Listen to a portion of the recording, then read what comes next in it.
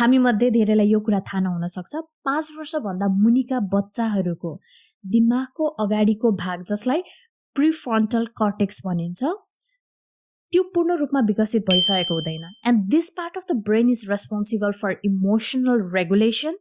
impulse control र decision making त्यसैले यदि बच्चा रुन्छ कराउँछ झर्किन्छ रिसाउँछ भने they are not misbehaving they are just ओभरवेल्म्ड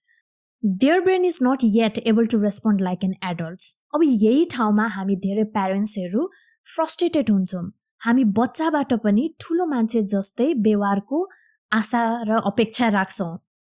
तर बच्चाको दिमाग भने अझै विकास भइरहेको हुन्छ र साइन्सले के देखाउँछ भने children learn through repetition and consistent guidance जसरी हामी ठुलो मान्छेलाई कुनै पनि एउटा ह्याबिट फर्म गर्नको लागि वी निड रिपिटेड प्र्याक्टिस हो त्यसरी नै बच्चालाई पनि रिपिटेसन र कन्सिस्टेन्ट गाइडेन्स चाहिन्छ